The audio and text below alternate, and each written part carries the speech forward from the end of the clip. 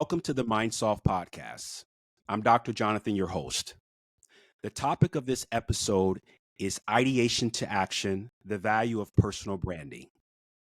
In today's interconnected world that we live in, it can be stressful and challenging for professionals and businesses to stand out. So this is a very important topic, and I'm really excited and actually thrilled to introduce our guest, Allison McFarlane, the Chief Executive Officer of her own corporation, AMI Incorporated. She is a multi-talented business professional, highly skilled, with a background that's extensive in the financial services industry, with many years of success working with commercial banking clients, really guiding and assisting them through the process of operational efficiency, how to achieve greater profitability. I mean, it goes on and on and on, the things that she's been able to do. And I've had the privilege of working with Allison in the past, and I'm delighted to really have her here with this conversation today. So with that, I want to just take a pause and say, welcome, Allison. And I would love for us to start out with you just sharing, with our audience, some of the key highlights in your career that will be helpful for our listeners to really understand your background and your expertise. So I'm going to turn it over to you. Yes. Well, first of all, thank you. It is men like you who really paved the way for me in the financial services. You were my first trainer in teaching me how to establish really and cultivate business credit. So I give a lot of testament to you for where I am today and just being the banker that I was because of you. So I'm grateful. I'm excited. So again, my name is Allison McFarlane, founder and CEO of Allison McFarlane Inc. And my business really started as I have a background in marketing and communications, but I had been in the financial services for over 15 years and really trying to figure out how to make my mark and how to help other people understand how to really market and brand themselves in such a busy space because the world is busy. So how do you catch people's attention? So I realized that I was actually pretty good at that while I was at banking. Um, so that's really what got me started with AMI was realizing that I was good at it, realizing that people were actually making money behind the stuff I was doing and that it was actually helping them grow their clientele, grow their influence, get promotions, get new opportunities. Because at the end of the day, you got to position yourself to know that so people know that you're available and what you have to offer. So if you're not positioning yourself, this is definitely the time to start because like I always tell people, LinkedIn is our yellow pages. Like back in the day, we had the yellow pages where we could look up the yellow and white pages where you could look up people's addresses, find out information about them. But that's really what LinkedIn is. Employers go there, prospective clients go there. So just you understanding how to position yourself and market yourself in a way that really sets you apart from everyone else. So that's how AMI was birthed. I'm excited that I'm able to do something I love and really help people really set the tone for what they want to do and who they want to be, because I truly believe that nothing is impossible. Wow, that's inspiring. And I love how you recognize your talent in helping Yeah. clients with their financial service needs. You're seeing how your guidance made a contribution beyond just helping them with financial solutions like loans and credit and treasury Right. management products that typically come with the role that you had in the past. You really expanded your lens on what your capabilities are. And now you have your own corporation. Amazing. Yes. I'm All honored. right. So Allison, what I want to do to give our listeners a little bit of a backdrop on MindSoft podcast, we really strive to provide some education that is based upon some universally known definitions and terms or evidence-based information, Okay. and then build on that with the phenomenological voice of our guests, or from my perspective, so that it can be applied to real life connection of what people are trying to do to manage the stress that comes Okay. with trying to move their professional lives or careers ahead. So I'm going to reference the American Marketing Association's definition of brand. So there's really two definitions they provide. And one is obviously clearly based upon product as it defines it. A brand is any distinctive feature like a name, a term, design, or symbol that identifies goods or services. That's pretty obvious. We know some of the major brands like McDonald's, Yep. Coca-Cola, Nike, Yep. those are universally known. And those brands stand on their own for the years of, quality and success that they've had. Now, what is brand marketing is a different definition that Mhm. expands beyond that. And as the AMA describes it, brand marketing is the approach used by companies to promote and establish a brand in a market by creating a unique identity, values, and perceptions that differentiate it from competitors.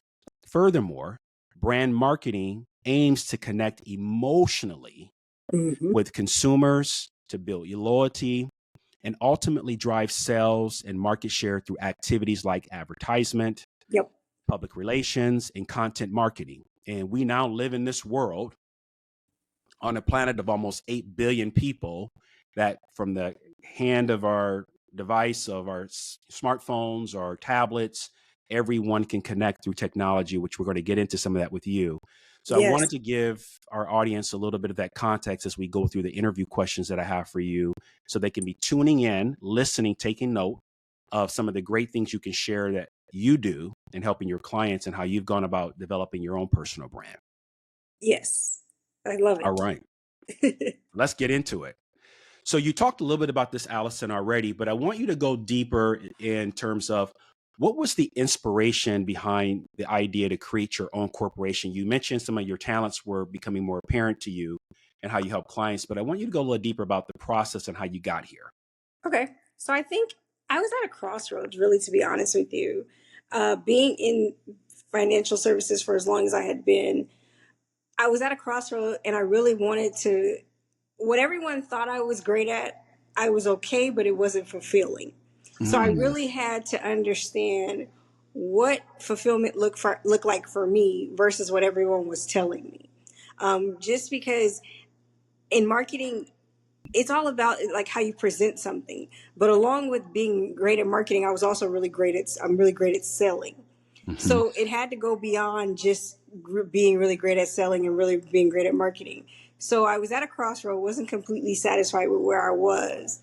And it was something I was toying with. I was like, oh, I think I want to create a company. And I'd been toying with it for a while, not really taking it too seriously because oftentimes what you're great at, people will downplay it so much where you start to mhm, question if you even have that ability, even if you're as good as you think you are. mhm, So I experienced that a lot, and I'm continuously something I'm fighting against. Um, because when you're valuable and you're an asset, when you start to recognize that you are valuable and you're an asset, it takes it takes you out the box. mhm, And most people want to box you in. So once mhm, you start understanding your talents and what your abilities are, really understanding that it opens up your mind to a whole different perspective. So I was put in such a box that I was just miserable. And I had to find something where I could have that creative space, in that space where I felt like my voice was being heard. So then that's where the marketing and branding piece came in. And it was something that has just come naturally throughout the years. So through me naturally being able to really brand things really well, really create an not just to create an image, but enhance the image, enhance the story, be able mhm, to tell stories through just pictures and interactions and just a little bit of opening up a little bit of my life to people and being able to do that for clients, it's made a huge difference. And I realized that that was something that I was actually good at. And I was like, you know what, Allison, let's bet on yourself. So I was just back mhm, against the wall. I had no choice. I had to bet on myself. And I made the decision to go ahead and start AMI with nothing. So that was the mhm, fun part, starting with nothing. And at the time I was starting it, I had my daughter going into her senior year. She decided she wanted to graduate a year early. So I had all this stuff going on personally and trying to start my company at the same time. So it was quite an overwhelming time. But I'm grateful to say that I did bet on myself. And regardless of what that looks like, right? Because betting on yourself, it has failure so mhm, often attached to that because a lot of people don't necessarily believe in your vision and feel like, hey, you're taking too many risks. But betting on yourself is not something that you need everyone's opinion for. And that's also something I've learned in my journey, mhm, that me choosing to see what I was capable of, regardless of what everyone else said, might mean that a lot of people will not be in agreement with me. Mhm. But at the end of the day, it was a decision that I had to make and something I had to walk out. That's so inspiring. And the beauty of what you said. So I took down a couple of things I noticed about how you got that inspiration to move into action, right? You wanted more fulfillment. Yeah. And that takes a lot of self awareness to acknowledge that what you're doing in great work is great, but it doesn't mean that it's completely fulfilling to you. Right. So by creating your own corporation, you gave yourself a lane to do that. And when you also said that it's the creative space, right? Yeah. Creative space where you're Hmm. not bounded to limitations. Yeah. Sometimes there's really great roles that you can be in, great Yeah. positions that give you a lot of freedom to be successful and to achieve goals, but maybe limits and harnesses your ability to be as creative as you're capable of being, right? Yeah. So that really, I hope that lands as well as it landed for me, for others to hear that, Oh, because it really resonates with me. yeah. Me too. So let's talk about that, because the transition piece. So the question I have in mind is, I heard you talk about sometimes others may not believe in your vision, which comes with the process of making changes, because you can be Hmm. perceived as a disruptor, right? And Yep. disruptors are not always championed or applauded for being such. Yes. And so, how did you transition from, here you are, your daughter is about to go through her senior year, you're a hardworking professional, a loving, Yes. caring mother, going from working professional to becoming an entrepreneur? Talk about that transition. It was scary. It was scary Mhm. because we lost the stability. But I I felt like it was important for her to see, even if everyone else said, okay, Allison, you failed, I wanted her to see that I Mm, had enough grit and enough tenacity to take that leap, regardless of what everyone else was saying. And the funny part was, before I actually made the decision, I did sit down with her and I'm like, okay, mm, this is what I'm thinking. Tell me your thoughts. What are you thinking? And she's like, Mom, I'm 100% behind you. wow. And I appreciated that. And I still appreciate that to this day, because oftentimes in this entrepreneurship journey, it's a lonely journey. Hmm. I have learned that a lot of people that had originally said they were going to support or kind of be around or wrap their arms around, no, it doesn't happen. But it doesn't mean that you don't get a community. It just means that your community might look different than what you thought. Hmm. So don't be discouraged by that. And I feel like that's the truth that needs to be told about entrepreneurship. I had so many people I've helped and do great and done great things for, not with the expectation that they would give back to me, Hmm. but with the expectation that if I was to call upon them, I could utilize them or they could be a resource for me. But in the reality was, is not everyone's like that. Yeah. But I think the greatest part of it, that really touched my heart, was I didn't change. I felt like it was a test to make sure I didn't change who I was at my core. But Hmm. instead, I learned how to redirect that energy to the right places where it's actually reciprocal and we're not just one sided relationships. So that was really important to me. And I think that was a journey, I know it was a journey that my daughter and myself were on, Hmm. because I was very fortunate. I've been very blessed with a lot of good Hmm. relationships, but then I've also been tested in how people perceive me, how I perceive my business, how I'm putting it out there. And I think it's often unfair for entrepreneurs to present a facade like everything worked. I will be the Hmm. first to tell you everything did not work.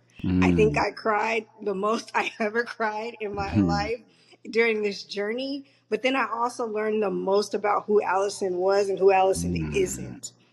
And it allowed me to grow in such a way that I feel like now I can take on the world because I believe Hmm. that I can do it. Yeah. Wow, that is powerful. The self-acceptance, right? Yeah, And what you said about that, being honest and authentic, that it's not all perfect or easy. There are failures right. along the way. There are Yeah, learnings that you gain through the process.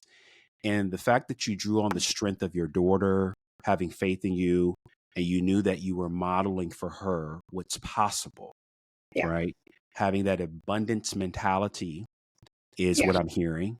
And I'll yes, also add that I love what you said, Allison, about the fact that there are people that might come around and say, well, we're going to be for you. We're going to be there with you. and maybe they're well intended, right? That Yeah. they're excited, Yeah. they're inspired by your courage and your Hmm. ambition, but they don't know how to do that the way in which you really need it. Right. And so they might step away because they feel like maybe they overcommitted. Yep. Sometimes that happens, right? Yep. Yeah. Yet you didn't let that change your core of who Yes. you are. Yes. You stayed true to who Allison is, like you said, and allowed those transformative connections to stay with you. Yeah. That takes a lot of perseverance on your part. So thank you for sharing that. Oh my gosh, no problem. Yeah. So let's get into a little bit of the branding piece of it. So Okay. I struggle, and I want to learn from you in this Okay. conversation that how have you personally and professionally developed your branding, or is that even different? Is it the same in one? And what ways has that process for you as Allison, the CEO of your own corporation, informed the way in which you work with clients?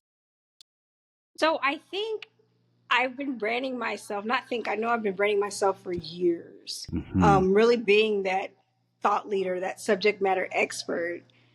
But what I realize is thought leadership is truly sharing your thoughts. Subject Mm-hmm. matter expert is me getting out there the subject that I'm an expert on.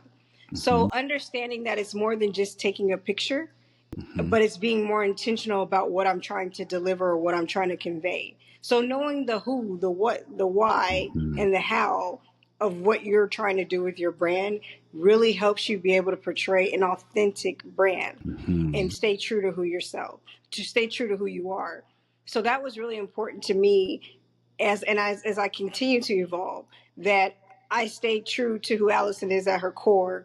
And you won't, if I say I'm not in agreement with something, you won't see me coming in agreement with because every client is not your client, right? Hmm. So you won't see me coming into certain agreement with certain clients because at the end of the day, that's still my brand. It's still AMI. So if I'm saying I'm a strong proponent for single mothers and just Hmm.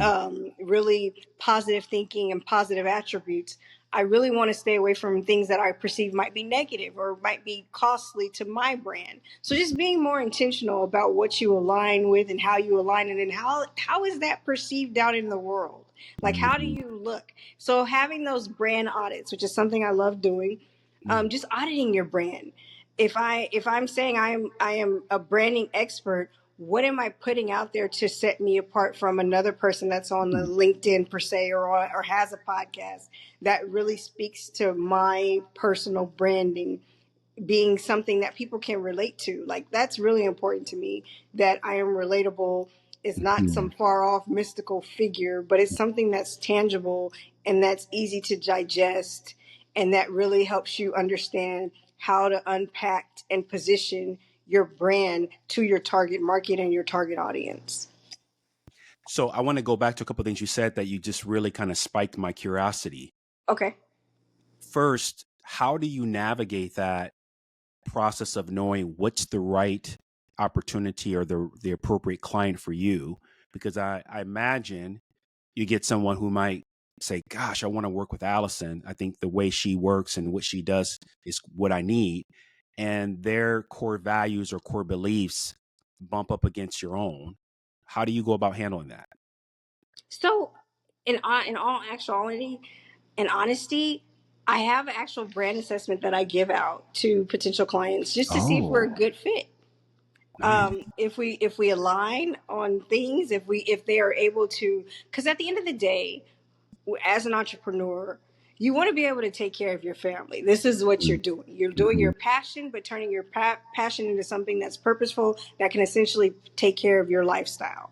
Hmm. So, with that type of thought process, you want to be very strategic about what type of client you take and who you're taking in because a lot of people don't necessarily have budget but they might have they might feel like they still want to utilize your services.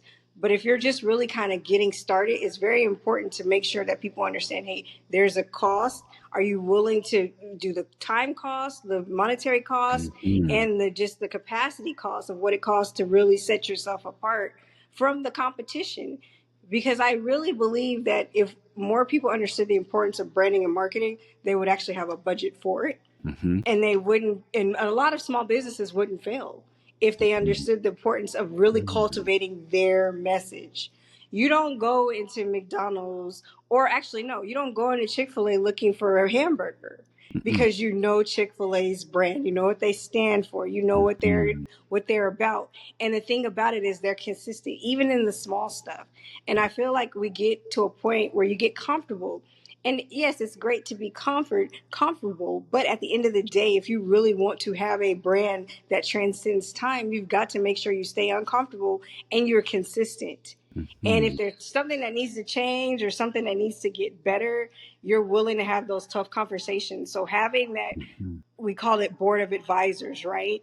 Mhm. Having those personal board of advisors that you can go to and have those tough conversations and just be like, hey, how does this look? How am I looking? How do I appear out in the world? Mhm. And be okay with that honest, tough feedback.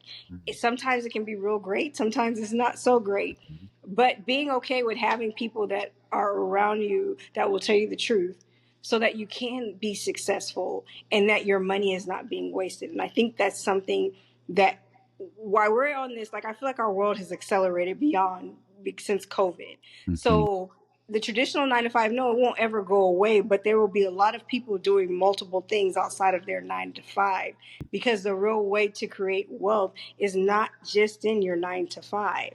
There, if you want true generational wealth, you've got to figure out how to do something outside of work because you're limited with your salary. Yeah, you just dropped a lot of gems there.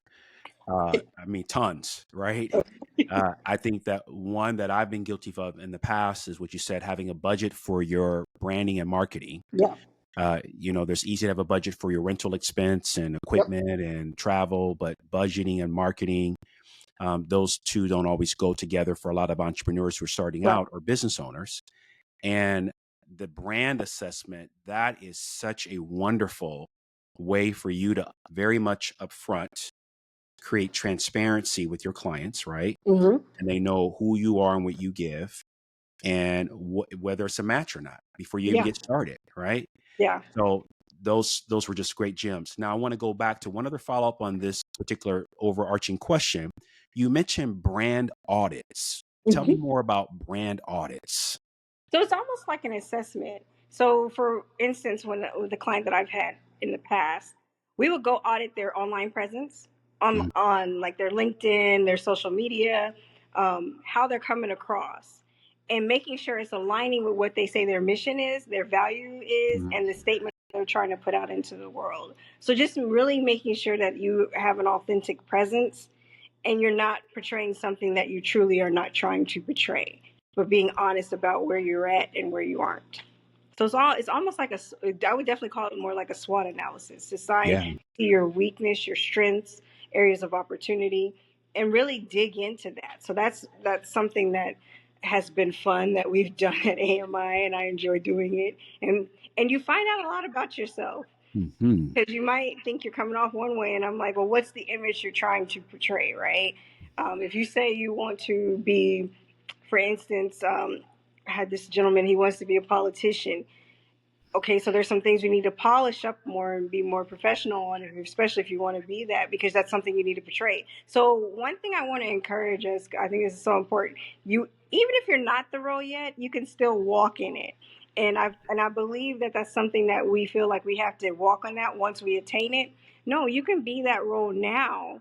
It's just it's the steps to prepare you fully for when you get there. Yeah, I think that's great the way you've explained that, particularly referencing the SWOT analysis. I think for anybody with a business background can really identify how that matters, right? You're Right. checking in and understanding things change over time to be dynamic, and you don't have like almost like a scope shift, like Right. that you're moving away from what you said you really are trying to present as your value proposition to your client or your potential client. Yep. That makes sense. So that leads into the next question really nicely. Describe how technology and social media factor into navigating and managing brand effectively, because there's so many platforms. I'm learning Yeah. that the hard way and sometimes Yes. easy way, depending on how you look at it day to day, Yeah. of my own business practice, my private practice and things that I do. But, just take us through that process, how you help a client. So essentially, every platform is not for every client. So that's where that Mhm. analysis comes in and that Mhm. audit.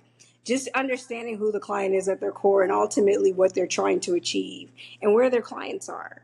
And what I have found is many people don't leverage LinkedIn effectively. Um, LinkedIn puts you in a position, and not just LinkedIn, the internet, social media. Social media puts you in a position where you can stay top of mind. It's just how much you want to put out there. And some people are like, oh my gosh, Allison, you make me post so much. But if I'm looking for a psychiatrist or if I'm looking for a esthetician, there's a lot of options. So what's going to make me be like, what's that one thing that's going to, I'm going to look and I'll be like, oh, wait, I should give him a call, or I should give Dr. Bentley a call, or I should give ABC person a call. And so that's how you leverage social media, just to keep yourself relevant and stay top of mind, but being very intentional with the content that you're putting out. Because sometimes people content dump. And you don't necessarily Yeah. need a content dump, but you need to have like a method to why you're putting this content out and what exactly you're trying to achieve and then who you're trying to actually target. So you're more intentional with what you're putting out. That makes sense. Here's a follow up to that. I've heard Okay. things, maybe they're myths, so you can dispel the myths. Okay. That, Facebook is more for Generation X or boomers, Mm-hmm. or LinkedIn's more for the professional kind of focus and channel audience, or Mm-hmm. Instagram's more for the quick. Is there any validity and reliability to those claims, or is there maybe a little bit more contextual pieces that are being missed here? I think it's context on what you're going to use it for, right? So LinkedIn, I don't know if you've noticed, I've noticed a change in LinkedIn. And as long as I've Mhm. been on there, I've noticed that people are starting to bring a little bit more personal aspects. And they're Mhm. also starting to talk about like pressing issues like politics, Mhm. race. So you're seeing a Mhm. lot of different things on different platforms. But I still think LinkedIn is a great, it's almost like being at a water cooler. I tell people that all the time. Mhm. Being on LinkedIn is almost like being at a water cooler at work, where you're just having these conversations amongst friends and colleagues, just kind of telling them A, B, C, D, E, F, G. Now, Instagram, I have an Instagram. I know some people have really done well with Instagram, but the type of client, just knowing where your clients are. So for Mhm. me, I don't necessarily get clients from Instagram. Most of my clients do come from my LinkedIn. Mhm. And then Facebook, I don't use it at all, but I have no businesses that are super successful with using Facebook. Mhm. I just don't. So for me, ultimately, it's to figure out where my client will maximize resources, time, and influence. Because at the end of the day, like I always say, we all have a level of influence. Even though you Mhm. might not consider yourself an influencer based off of numbers, we all have a level of influence. Like if Dr. Bailey tells me to do something, I trust his judgment. Mhm. He's been somebody I've admired for years. So I'm going to be more prone to listen to what he has to say because that's his influence. So it's all about how we steward it. And that's how I look at it. Yeah, that makes a lot of sense. And I think it also probably has some factors to deal with in terms of industry type, right? Like I Yep. know some people do really well on one platform and others they just bomb. And it's Yeah. like you said, their clients are not going to find them there. They're not looking Right. for them in that space. Right. Yeah. So this is, you brought up a little bit about how LinkedIn has changed. I know I've changed with LinkedIn. I've adapted Right. some and how I present. Um, I want to get into a piece that sometimes is really hard to understand for most, and Okay. that's intersectionality. Okay. So when you start Yes. thinking about, you intersect at different identities, gender, age, Mm-hmm. race, Mm-hmm. ethnicity, nation of origin, or citizenship. Yep. It could even be socioeconomic. It even can be Yeah. spiritual, right? All Yep. these different ways we connect and intersect as human beings. I'm curious to hear from you in terms of how does those intersections and background pieces maybe help create a valuable brand, Ooh. and or make it complicated because there's sometimes biases that can get in the way of how people want to receive you. Yes, I think that's a great question. And the funny part is, this is something I talk about a lot with my 17-year-old. She's big on this particular topic. So I feel like it can be a great bridge, Hmm. but then it also can be a bridge killer. So it Mm, just depends on how open-minded your audience is. And what I have found with this generation that's coming behind me, like my daughter and all of them, mhm, the way they look at the world totally different from us. mhm, Um, and oftentimes I feel like we've got to open up a space, even just for my parents' generation, we've got to open up a space where the generations can intercept and have conversations, and not so much to respond, but to listen to their thoughts, listen to mhm, their ideals. And I feel like the more we take the time to come together, you'll find out that you're more alike than you are different. mhm, And I feel like people spend so much time on what divides us versus what brings us together. So you miss out on the great parts of getting to know someone and really being able to cultivate a real relationship. And this next generation, I don't like, race is probably not going to be a big issue to them like it is to the generations to come, and special and economic class. Like we were mhm, talking about NIMBY. That's something my daughter's really, really passionate about. So not in my own big, not in your own backyard. And mm, she's like, Mom, let me explain to you why it's important that we open up the economic opportunities for people that might not be able to afford a certain type of home, but to mhm, give them access to maybe the area to show them. It's all about exposure. I feel like exposure brings a great level of understanding, and it also allows you to believe and see that there's more. mhm, And anytime we limit the exposure of others, you box them in. mhm. And I just believe that it's time to let people out the box and let them just be. That's the theme for you. I like that. Let people out the box. You let yourself out Yeah, the box, let people out the box. I tend to agree with that. I admire your daughter and her youth and her wisdom already, and the way you've guided her, and that warms my heart just as a human being. Where I right. still wonder though is that as we've seen technology and Yeah, communications become more available by the click of a phone or a mouse or a tablet, that sometimes people clump. They yeah, become tribal. They become divisive, right? yep, And in all regards. So, for instance, they may say, "Well, if I'm going to seek someone out for professional services, I'm going to try to stick with what's been traditional, right? right. And that might be a certain gender, or that might be a Yep, certain race, ethnicity. There might be yep, a certain age, right? That yep, happens too. Ageism comes to play. yep. And I'm wondering if you've seen that some of that breakthrough of getting people out that box themselves, right? Saying, Yeah. hey, every person I seek in this profession doesn't have to fit a certain prototype. I can open up myself to more opportunities for more professionals. Have you seen any of that happen in some of your interactions? I think so, because a lot of people don't know, really didn't have an understanding of what personal branding was and what it is, how you market and advertise yourself. They're like, oh, that's self promoting. And Mm, they're like, oh, Allison, that's kind of ego. But I mm, just sitting down with them and explaining to them, it's not necessarily ego. But if I don't know you exist, I can't support you. So it's yeah. all about how you portray that messaging and how you get it out there. And yes, you're not gonna, everyone's not gonna want to do business with you, and that's the reality of life. But I just believe, and I can sit here and attest that there are more for you than there are that are not. And the ones that are for you will be your biggest advocates, your biggest supporters. They will say your name in rooms and spaces that you didn't even know were around, and open up opportunities to you. So that is something I believe. That is something I have seen with my own life. That is something I've done for others. And I am one that truly believes what you give out is what you'll get back. And you might not, and oftentimes I feel like we waste so much time looking for that reciprocation to come from that person, not knowing that reaping and sowing doesn't necessarily come from the same person. So you don't necessarily sit there and give just to make sure that person gives back, but it might be somebody along further down the line, or something further down the line that turned into something, and you're like, oh my gosh, that was a blessing from a time that I didn't even think that anybody saw what I did, but you'll still be blessed. So that is the life. That's the life I live. I live that life. I believe in it. I've Yeah. seen it in my 30 plus years on earth. And I just believe how you treat people matters. And at the end of the day, if I say personal branding and being authentic is who Allison is, then that's what you should see in the street. That's what my daughter should see at home.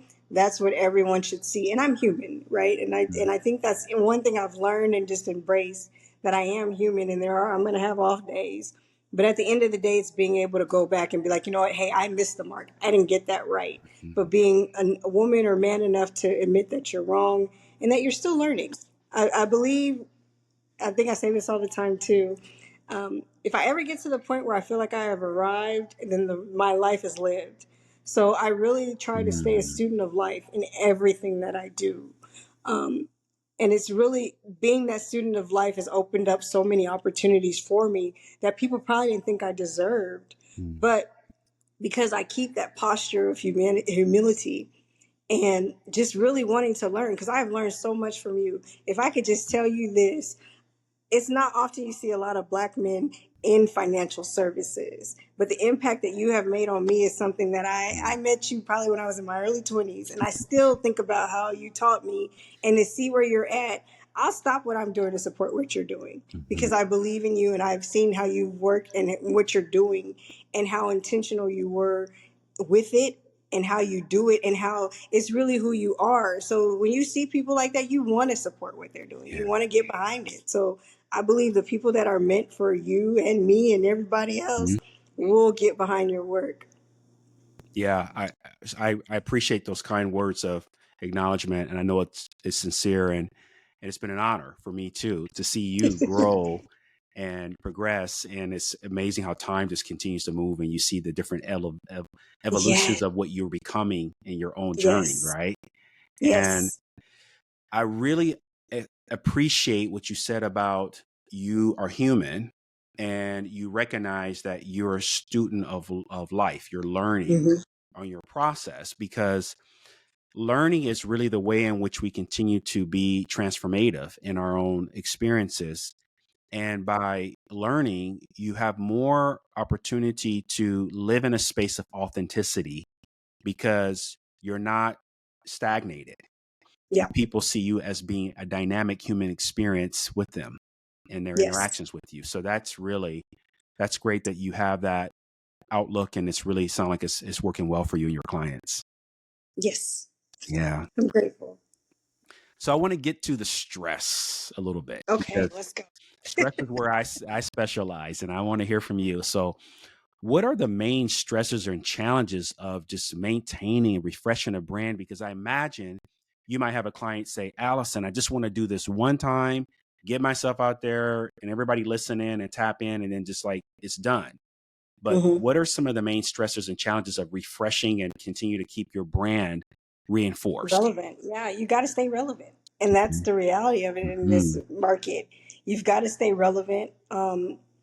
You've got to be comfortable with relaunching and maybe pivoting. Mm-hmm. I think that's the greatest thing. Never being stagnant, because things are ever evolving, right? And not being so trendy, but acknowledging the trends.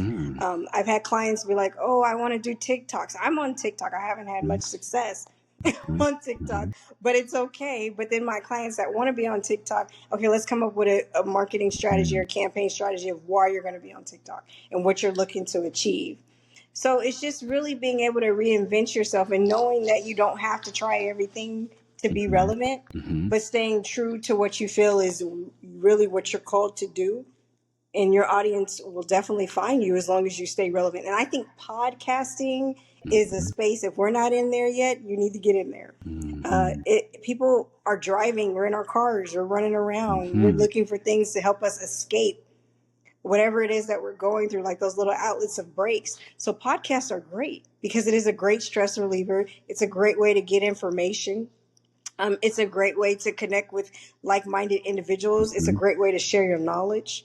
So I definitely encourage my clients to get out there and be on other people's podcasts. Mm-hmm. Be on as many podcasts as possible. Get your information out there because you ultimately become that subject matter expert the more information you get out. That's great advice. And I want to highlight what you said about not being trendy, but paying attention to the trends Yeah. because things change so quickly and Yes. technology keeps thrusting us into this futuristic space as we hear about um, generative AI and Yep. other technological advances that we've made and how things are being created in content and communication and marketing and branding. It's all interlinked. So Yep. if you're not, you know, renewing yourself, relaunching, as you said, or repivoting or repositioning, you can get lost in the shuffle, Yes. right? It's like I am parallel to it, like throwing 8 ounces of water in the ocean and saying, I hope they know that's my contribution, right? And it's like, Yep. no, it's an ocean out there. You're just part of now the mass of content out there. You can get lost in all of that. Yeah. Yeah. And that's why it's good to be creative. And if you're not creative, get somebody that is to help you find your Mm, creative juices, because you're right. You can't, if you're doing the same thing everybody else is doing, it's going to be hard to find you. So, yeah. really defining that and getting someone that understands how to help you define it to really set yourself apart. That is wonderful advice. So here's the really the last prepared question before I open up to any additional thoughts you have is, how would you advise someone who is developing valuable branding, right? We're talking about Mhm. the value of personal branding. They want to have a valuable brand for themselves, in terms of someone who's just beginning their career or at a crossroads in their career. What would that look like? How would that be different? Mm. So, the person that's at the crossroads and the person that's trying to rebrand, you said? Yeah, yeah. So someone who's just getting started, so they're like, "Hey, I'm excited. I'm ready to get at Yes. this," versus someone who's Yes. like, "Hey, I'm kind of like stuck and I'm trying to turn the corner." So, I would say the person that's just getting started, pace yourself. The journey is not a quick journey. It Mhm, takes a lot of tenacity, it takes a lot of grit, and it also takes you taking a break. Breaks are mhm, good. Um, just to get an understanding of where you're at and if you're achieving what you're looking to achieve. Now, that's what I would say to the person just starting: pace yourself.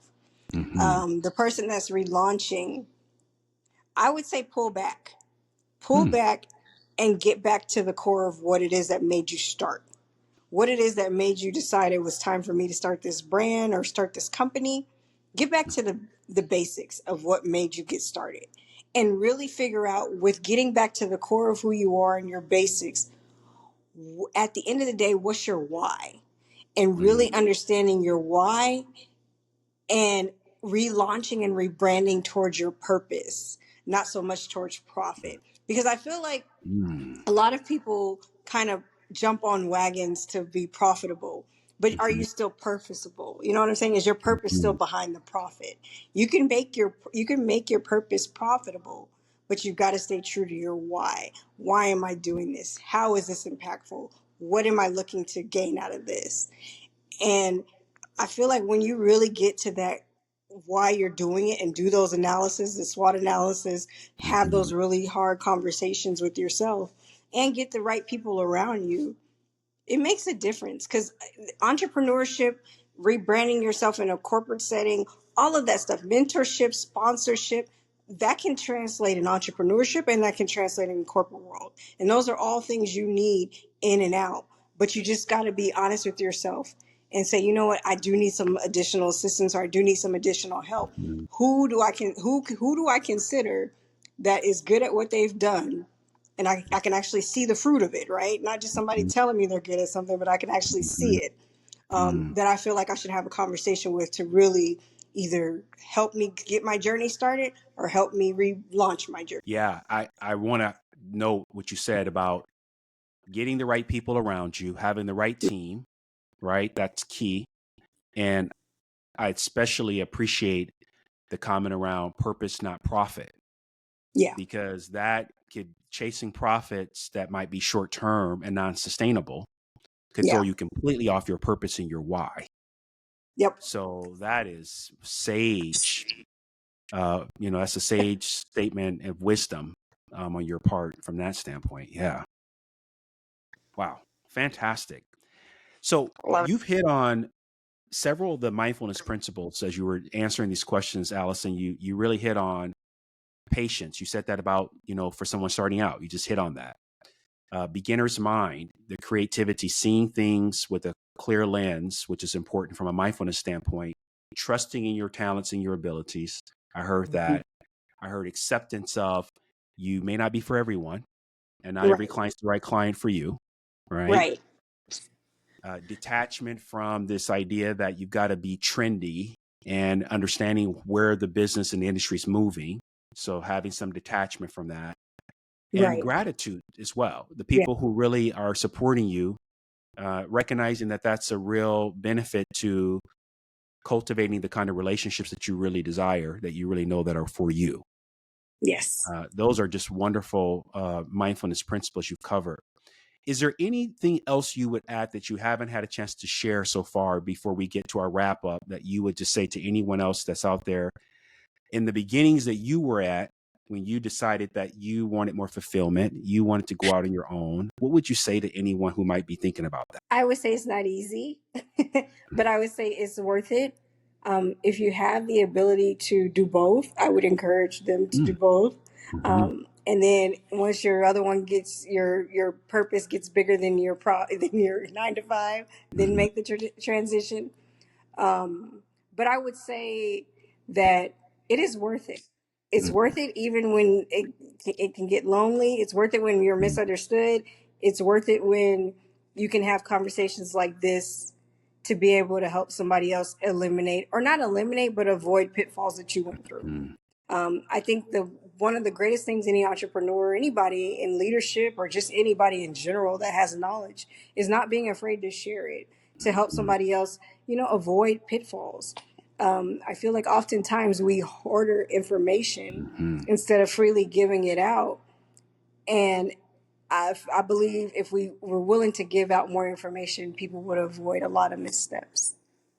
Yeah, I agree. Not gatekeeping, not hoarding the Yes, information, sharing with yes, others. There's enough opportunity and space for all of us to be successful. The spirit of cooperation versus yes, competitiveness, right, yes, is far more healthier long term as well, and you create more joy for yourself in the process. most certainly. Yeah, yeah. Thank you for that. So, as we wrap up, Allison, how should prospective clients, business partners, who want to connect with you, because I'm sure you've got plenty of folks already at your door, but I want to also open up to my audience, how would they go Yes. about reaching you in different ways? So definitely, I'm very active on LinkedIn. You can follow me on Instagram, LinkedIn, all social media platforms at Allison McFarlane Inc. And then I have a website, AllisonMcFarlaneInc.com. You can send me an inbox message. I'm very responsive. Mm, But I'm not hard to find, which I'm grateful that I'm understanding yeah, important that, but definitely not hard. excellent. And your podcast. Oh yes, and I have my They Say podcast, Mhm, which I am also doing some revamping and some rebranding with that. So I've just kind of taken a little bit of hiatus to mhm. figure out what direction I want to go in this next season with They Say. But I have some dynamic. I did 26 dynamic episodes.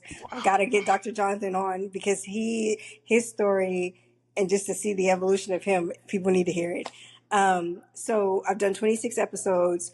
I've had some people all over the world, which I'm so grateful Yeah. for the people that have said yes to be on They Say. And just they've talked about entrepreneurship. I've had CEOs on there. I've had people in banking, just all kinds of different backgrounds sharing their stories. And I just believe that it's a great tool for information, and it doesn't cost anything. And then if you want to continue the relationship with the people, they give you the access to them. So yes, I'm just all about putting out good information that's quality, that people can really get reliable resources who are really doing the work. That's important to me. Well, I am so incredibly proud of you.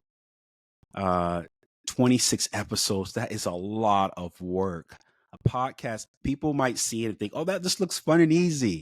That's Yeah, a lot of work, it right? is. And for you to garner that kind of collaboration from people of all different professional backgrounds and expertise that really respect the work that you're doing, to have their voices shared with you on your podcast, that's an affirmation of the quality of human being that you are, that I know you to be. And so I'm so proud of you, Allison, and I'm so delighted that you Oh, gave me this thank you. opportunity to talk to you today as well. Hey, I'm just as proud as you, and I'm of you. So I'm grateful that you even asked me to come Mm, on here. So I'm honored. absolutely. So I want to end us on just saying to all the listeners, I really know that you will enjoy what you heard from Allison in this episode, because I've learned a lot myself. I've been taking tons of notes that I'm going to apply to my own corporation. So thank you. So this has been great for me. And for the listeners, I invite you to subscribe to the Mindsoft podcast. on your chosen platform and the YouTube channel that we have. And to stay up to date with upcoming episodes that we'll have, like this great conversation that we've had here with Allison. And please like it and share it with those you think that can benefit. I think a lot of people can benefit from what you shared today, Allison. And I'm hoping that it gets out to the right people in the right time that they need it. And so with that, I just wish everyone to be mindful and to continue to choose joy. Thank you.